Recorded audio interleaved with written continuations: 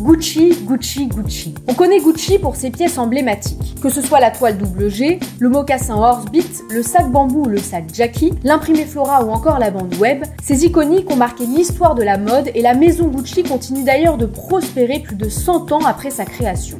C'est aujourd'hui une des marques piliers du groupe Kering et pourtant, derrière le luxe, l'excellence et une créativité audacieuse se cache une histoire de famille bien plus sombre. Alors entre génie, scandale et crime, comment un petit atelier de bagagerie est devenu un des leaders mondiaux de la mode de luxe? Et comment l'histoire de la maison Gucci s'est-elle transformée en une saga familiale aussi brillante que tragique? Bienvenue dans l'histoire de Gucci.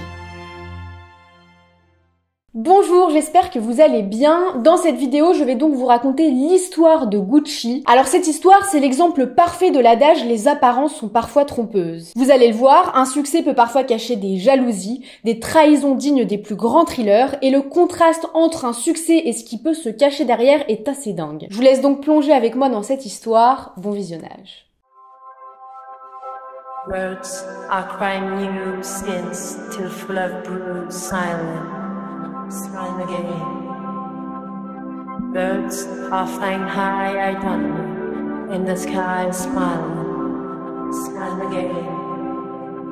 On est au début des années 20 dans la belle ville de Florence en Italie.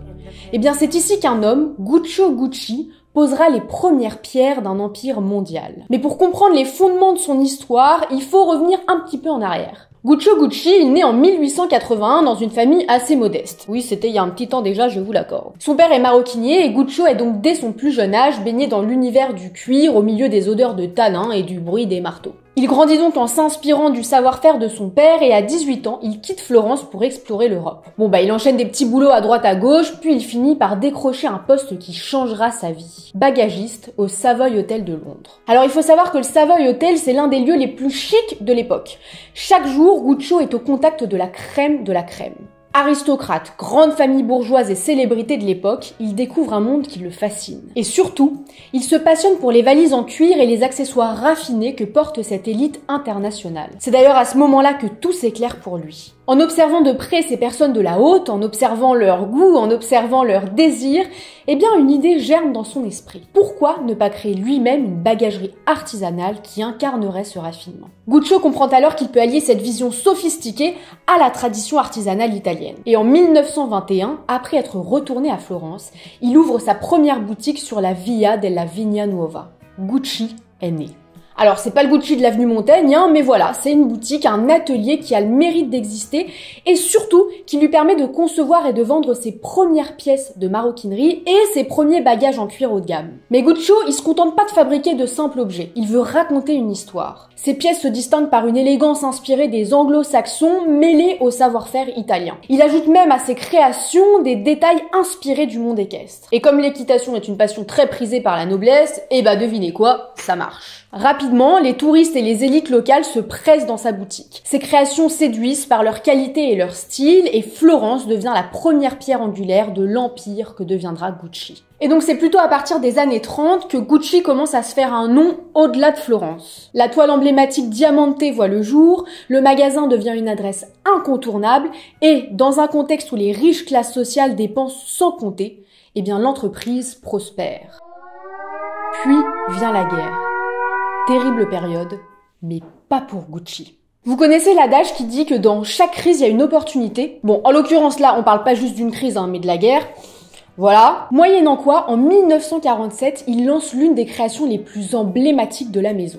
Le sac bambou. Le sac bambou, c'est le coup de génie par excellence. Parce que là, on est dans un contexte d'après-guerre et laissez-moi vous dire que les pénuries des matières premières traditionnelles, c'est compliqué. Donc plutôt que d'abandonner face à la pénurie de matériaux, Guccio décide de créer un sac avec une anse en bambou poli qui, en plus d'être un matériau résistant et léger, est également très élégant. Et puis le bambou, il est travaillé à la main par des artisans florentins et c'est aussi ce genre de détail forcément qui fait la différence et qui crée le prestige du produit. En fait, c'était un peu le système D de l'époque, mais version luxe, version très luxe, version j'en veux un mais j'ai pas forcément les moyens. Bref, je trouve ça juste dingue parce qu'autant nous, les humains, on peut être très très cons, mais on peut aussi avoir des idées de dingue et réussir à s'adapter dans des situations particulièrement chaotiques et éprouvantes. Et d'ailleurs, ce modèle devient un véritable symbole de résistance et encore aujourd'hui, c'est un incontournable de la maison Gucci.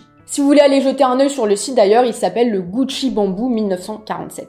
Alors à cette époque-là, il ne travaille plus tout seul, Guccio il a quand même 66 ans, il a une équipe qui travaille avec lui, et puis il y a aussi ses enfants qu'il a intégrés petit à petit à l'affaire familiale. Donc il a 6 enfants au total, 5 fils, Ugo, Enzo, Aldo, Vasco et Rodolfo, et une fille, Grimalda. Et vous allez voir que chaque enfant joue un rôle dans l'affaire, mais pas de manière égale. Bon, là on arrive au moment où je risque d'être à 2 doigts de vous perdre, parce qu'il y a beaucoup de membres dans cette famille. Sachant qu'en plus, plus on va avancer dans l'histoire, plus la famille va s'agrandir, donc je vous propose qu'on se pose rapidement sur l'arbre généalogique de la famille Gucci. Ugo, c'est le fils de la femme de Guccio qu'elle a eu d'une précédente union. Guccio l'adopte lorsqu'il a 2 ans, et Ugo mettra un petit pied dans l'affaire familiale, mais c'est tout. Il n'entrera pas du tout dans les décisions stratégiques de la maison Gucci, donc c'est même pas un pied qu'il met dans l'entreprise, mais plutôt un orteil, quoi. Et surtout, il se fera dans tous les cas vite mettre de côté par ses frères, question d'héritage, bien évidemment. Grimalda, elle, c'est le premier enfant à porter le sang de Guccio Gucci, mais c'est aussi la seule fille de la fratrie. Elle travaillera dans l'entreprise, mais c'est une femme, et vous imaginez bien que son père Guccio, influencé par les mentalités de l'époque pour le dire joliment, ne la considère pas comme une héritière à part entière. Et oui, c'est une femme, et une femme n'est qu'une femme. Blague à part, elle aura presque rien de l'héritage de Gucci face à certains de ses frères, bien qu'elle soit l'aînée. Il y a ensuite Enzo, lui il décédera à l'âge de 9 ans, donc il est vite écarté de l'histoire. Paix à son âme. On a ensuite Aldo, l'ambitieux qui s'investira corps et âme dans le développement de la marque. Lui, c'est le parfait entrepreneur. Dès ses débuts dans l'entreprise familiale, il verra grand et poussera son père à exporter la marque au-delà des frontières italiennes. On a ensuite Vasco, qui se concentrera sur la production.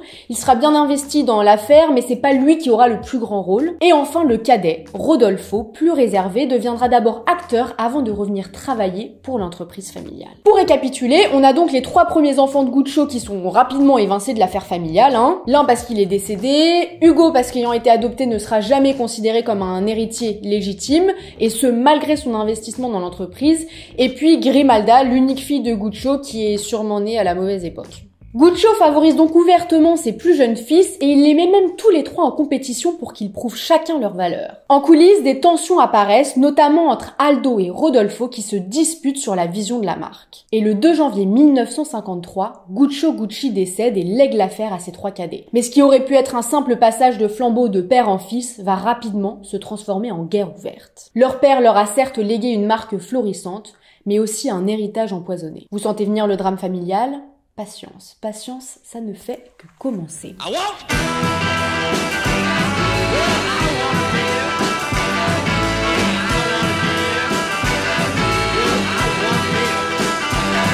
Guccio vient de s'éteindre et ses 3 fils, Aldo, Vasco et Rodolfo, reprennent l'affaire familiale. Dès le début, Aldo impose son style et assoit son pouvoir. C'est lui qui pousse l'expansion internationale de la marque. Et d'ailleurs, toujours en 1953, quelques mois après le décès de Guccio Gucci, Aldo fait ouvrir une première boutique à New York sur la prestigieuse 5e avenue. En fait, 1953, c'est vraiment l'année où Gucci arrive dans la cour des grands. Gucci n'est plus une simple boutique florentine, mais une marque reconnue mondialement. Sauf que, comme on l'a dit, chacun des 3 frères a sa propre vision de l'avenir et ce succès, il s'accompagne aussi de belles tensions. Aldo, lui, il dirige l'entreprise d'une main de fer, mais ça plaît pas trop à Rodolfo qui a un profil plus discret et créatif. Le poste de Rodolfo, c'est de superviser la création des produits depuis l'Italie, sauf qu'avant ça, il a tenté une carrière d'acteur en Italie, donc c'est vraiment pas les mêmes profils. Il y a vraiment un entrepreneur d'un côté et un créatif de l'autre qui ont tous les deux du mal à communiquer. Ça ne passe pas. Du coup, Vasco, l'autre frère qui lui gère plutôt la production en dirigeant les usines de Florence, il tente de calmer les esprits, mais ça marche pas de dingue. Bon voilà, ça c'est ce qui se passe en interne, parce que sinon pour la maison Gucci, ça marche de plus en plus fort. La marque lance également cette même année sa première ligne de chaussures, les mocassins Horsebit, encore et toujours inspirés de l'univers équestre avec le détail mort qui vient habiller le mocassin. Et c'est d'ailleurs toujours iconique aujourd'hui. Donc malgré les désaccords, les frères travaillent ensemble pour asseoir la réputation de Gucci comme une maison de luxe incontournable, et ils le font avec brio. On est maintenant dans les années 60 et Gucci devient le symbole ultime du luxe et du glamour. C'est l'époque où des célébrités comme Jackie Kennedy, Grace Kelly ou encore la somptueuse Audrey Hepburn ne jurent que par la marque. Jackie Kennedy est tellement attachée à un des sacs Gucci qu'il est rebaptisé The Jackie. Quant à Grace Kelly, elle inspire même la création de l'écharpe Flora, qui devient un symbole du raffinement de la maison. Autant vous dire que quand les célébrités les plus en vogue se mettent à porter une marque, le carton est immédiat. En parallèle, Gucci lance son célèbre logo double G en hommage à Guccio Gucci, et cette toile double G, elle est conçue par Paolo Gucci, un nouveau personnage qui n'est autre que le fils d'Aldo. Oui, car pour ajouter un peu de complexité à cette situation familiale, eh bien la 3e génération entre en scène. Une nouvelle génération, ça veut aussi dire de nouvelles questions d'héritage. Et de nouvelles questions d'héritage, ça veut aussi dire que c'est un peu la merde. Aldo a donc 4 enfants, dont Paolo. Et Paolo, il est créatif, il est ambitieux et comme on l'a dit, il joue un rôle clé dans le développement du logo double G. Sauf que ses idées de modernisation sont souvent rejetées par son père, Voilà. Mais de toute manière, dans cette famille, ils ne savent pas s'entendre. Et de son côté, Rodolfo élève son fils unique, Maurizio, avec une attention particulière.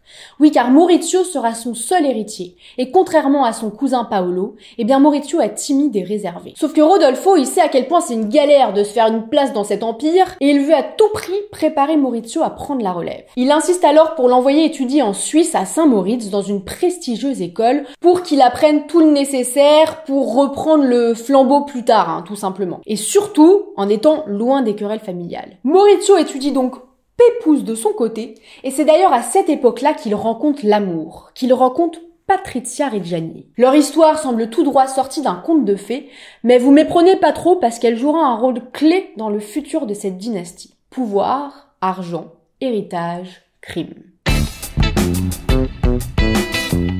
It's true, money cannot buy happiness. This for sure. But anyway, it's much better to have money than not to have. It's better to cry in Rolls Royce than to be happy on a bicycle. That's for sure. Le cliché de la belle fille qui veut tout, Patrizia. De celle qui veut qu'écro, Patrizia. En 1970, Maurizio Gucci rencontre donc Patrizia Reggiani lors d'une soirée mondaine à Milan. Et là, c'est le coup de foudre. Maurizio est tout de suite captivé par cette jeune femme ambitieuse et charismatique aux faux airs d'Elizabeth Taylor. Et Patrizia, elle est tout à fait consciente du pouvoir de son charme et des opportunités que cette rencontre peut lui offrir. Et ouais, parce que Maurizio, c'est un Gucci. Et Patrizia, elle rêve de luxe et de reconnaissance. Elle veut gravir les échelons sociaux. Leur romance débute alors rapidement, alimentée par la passion, mais aussi par des ambitions plus profondes. Ils se marient donc quelques années plus tard, en 1973, et c'est un événement absolument somptueux bien sûr, mais laissez-moi vous dire que ce mariage ne fait clairement pas l'unanimité au sein de la famille Gucci. Rodolfo, le père de Maurizio, il est pas trop fan de Patrizia, parce qu'à ses yeux, elle ressemble plus à une opportuniste attirée par l'argent et la notoriété qu'à une partenaire sincère pour son fils. À tel point qu'il refuse même d'assister au mariage de son unique héritier.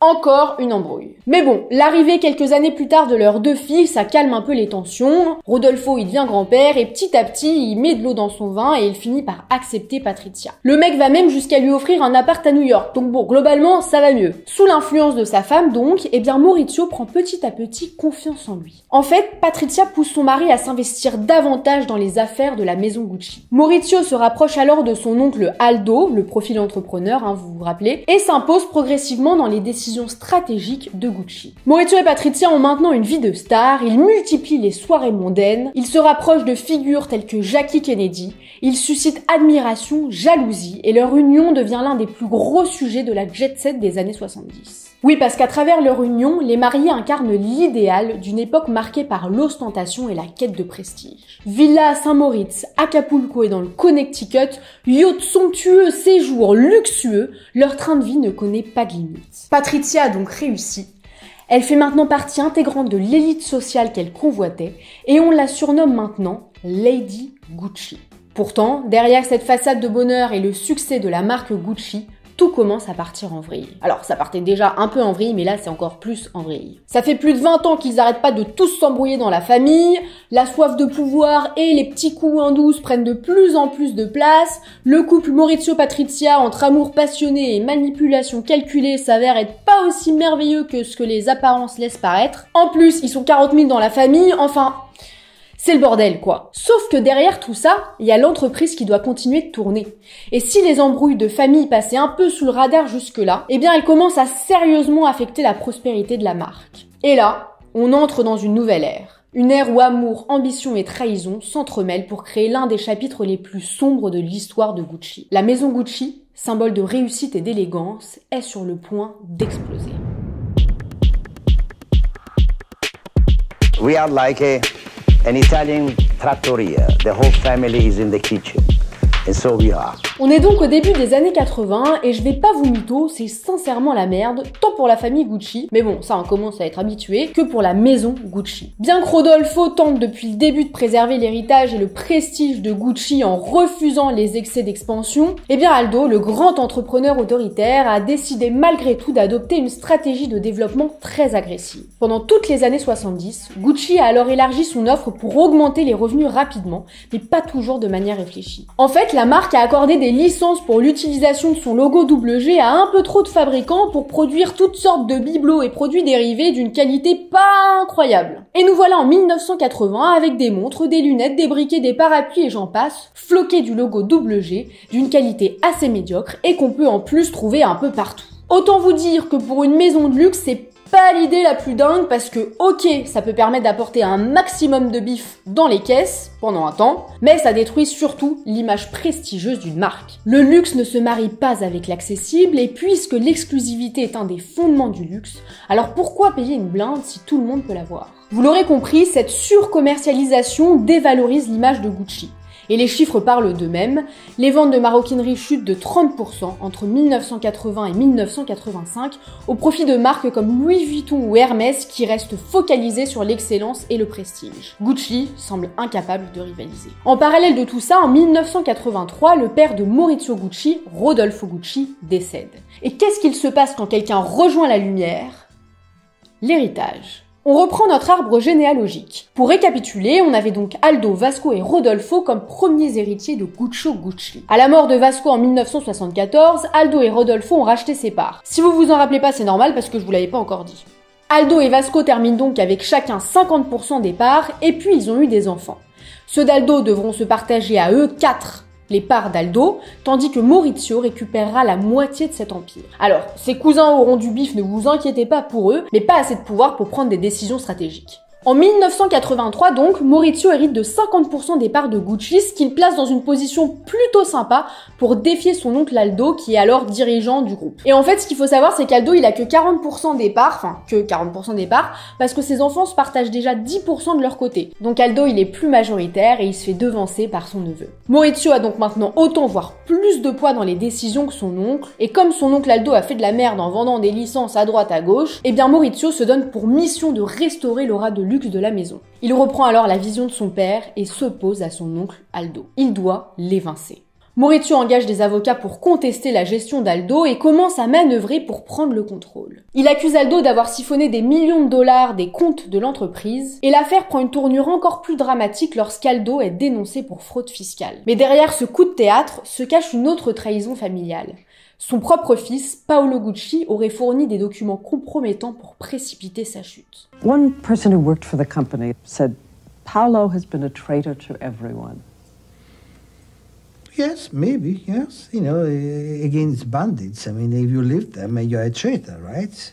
I think I remember, how to call them, mafia?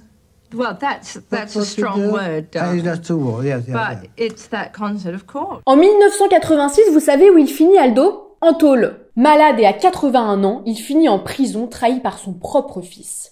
1 an de prison pour avoir dissimulé 7 millions de dollars. C'est ça, les dynasties. In life, I've been the engine of the family. The engine. And the whole family, they were the wagons.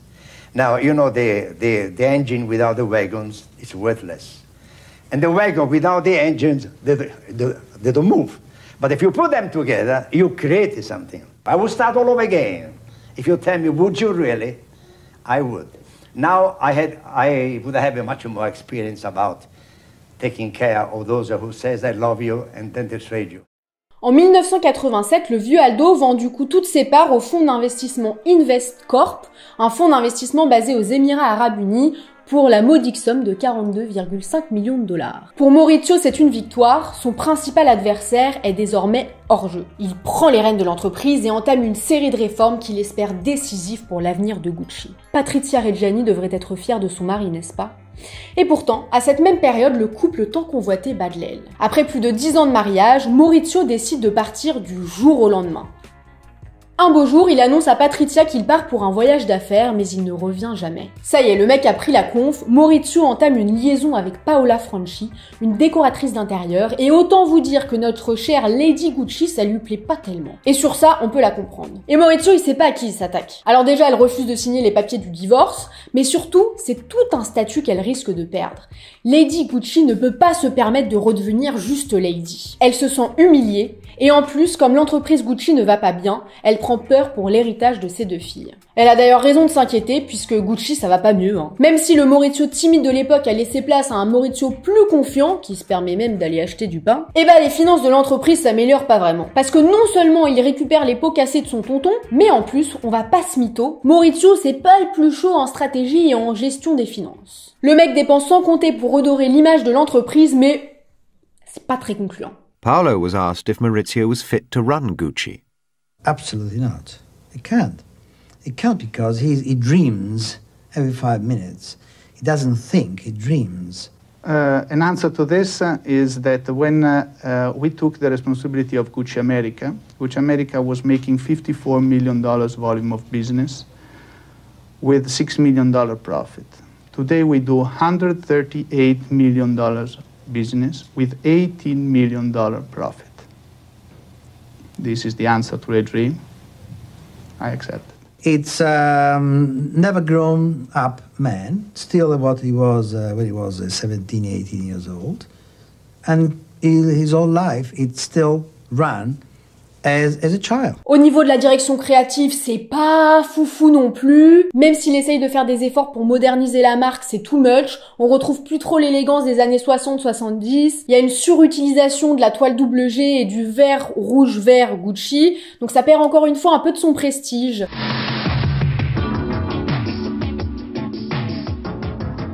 Vous avez remarqué la rue aujourd'hui? Les branchés modes sont partout. De la tête aux pieds, ils vivent en plein dans leur époque, dans le contraste et la distinction.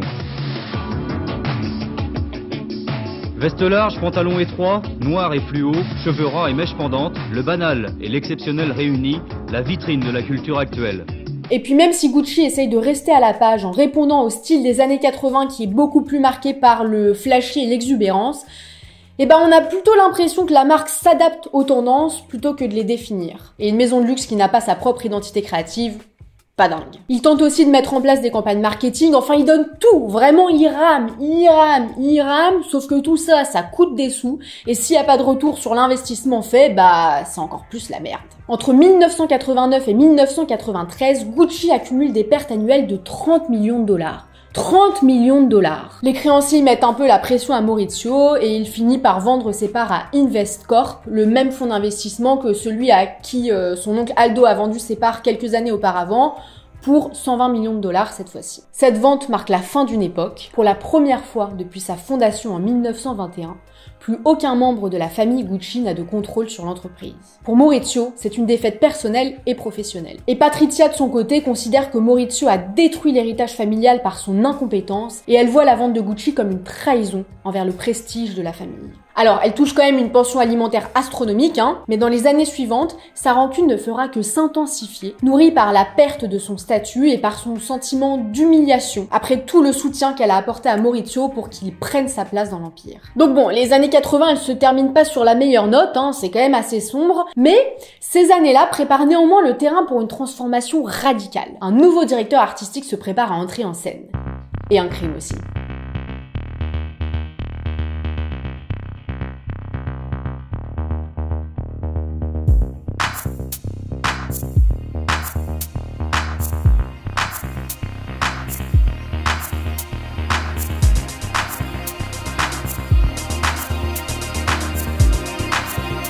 Paradoxalement, le fait que la marque n'appartienne plus à la famille Gucci est clairement l'un des meilleurs trucs qui lui est arrivé depuis longtemps. En 1994, Domenico De Sol est nommé PDG de Gucci et Tom Ford prend les rênes de la direction artistique. Domenico De Sol, lui, travaille déjà dans l'entreprise depuis un petit temps, il a pu faire ses preuves, il est hyper chaud. Et Tom Ford, lui aussi, c'est une pointure, quoi. À eux deux, ils forment une équipe de choc. Mais c'est surtout grâce à Tom Ford que Gucci échappe à la faillite.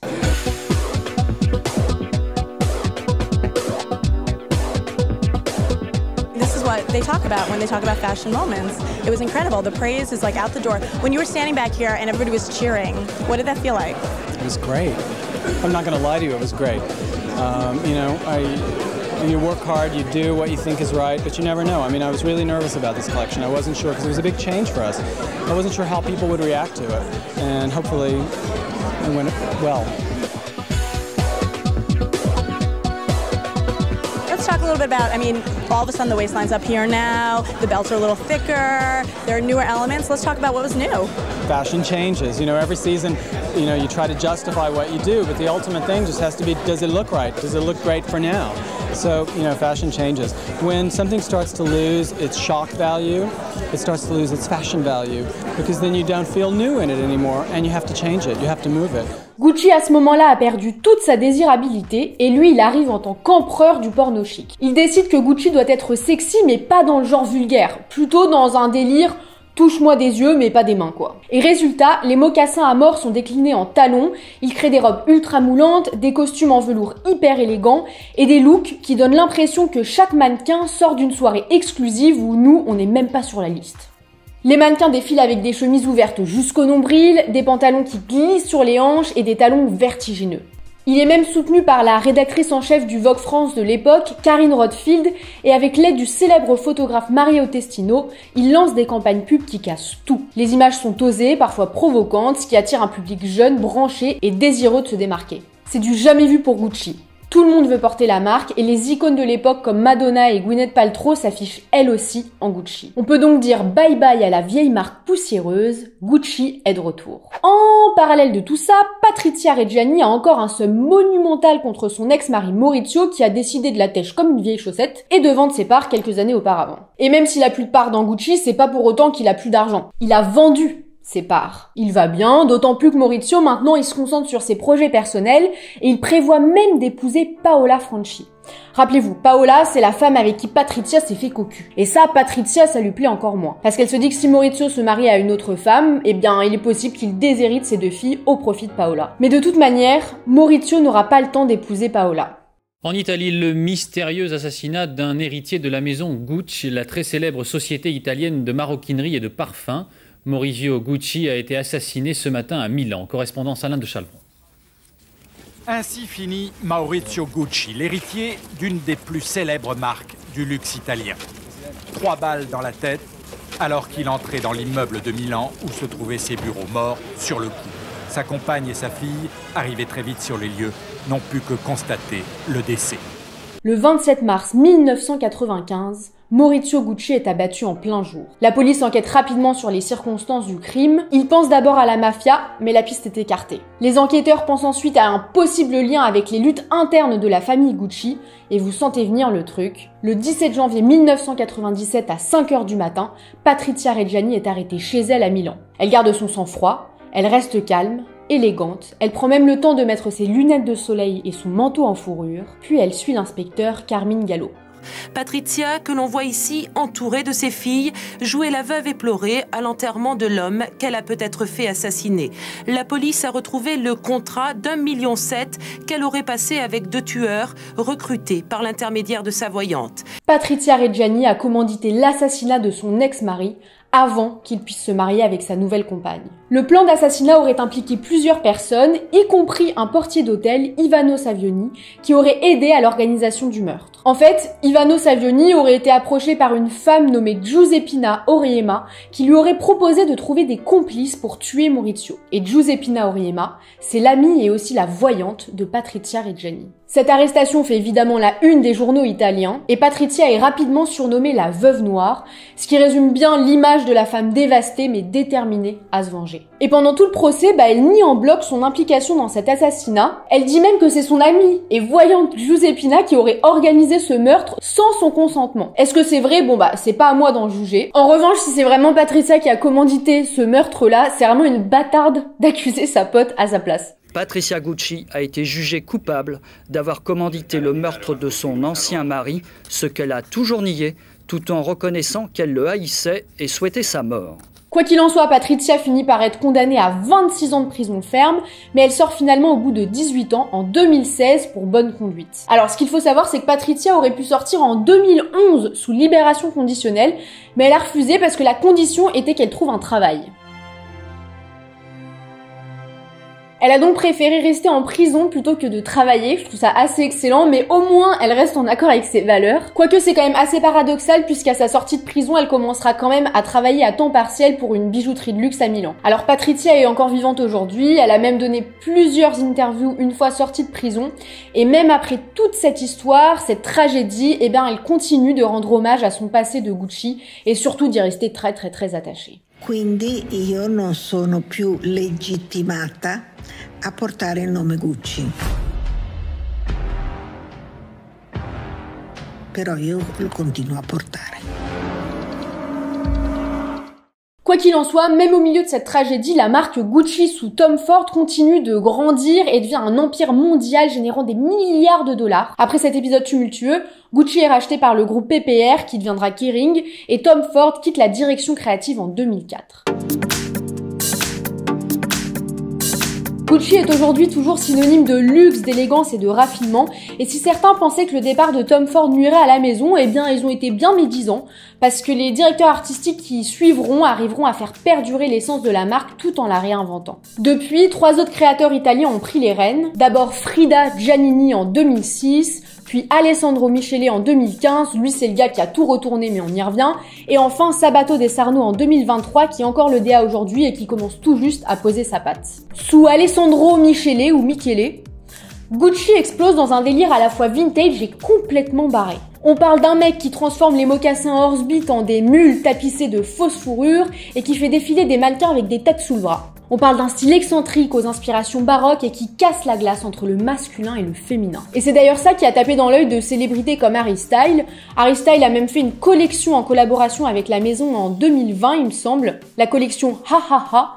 Et cette collection, elle représente justement cette transformation de la masculinité. On voit Harry Styles porter une robe Gucci en couverture du Vogue USA fin 2020, ce qui montre encore une fois que Gucci vit dans son temps et arrive encore et toujours à se réinventer. Et vous et moi, on sait qu'à l'époque, c'était clairement pas gagné. Il y a aussi eu la collab avec Adidas, enfin voilà. Bon, en réalité, ça a pas été les collabs les plus rentables, hein, mais en termes d'image de marque, je trouve que c'était quand même assez ingénieux. Donc, à part la mort de Maurizio il y a maintenant 30 ans, bah c'est quand même une histoire qui se finit bien, hein, et qui d'ailleurs pas terminée. En 2023, Gucci a enregistré un chiffre d'affaires de 9,8 milliards d'euros, une baisse par rapport à 2022 où le chiffre d'affaires était de plus de 10,4 milliards d'euros.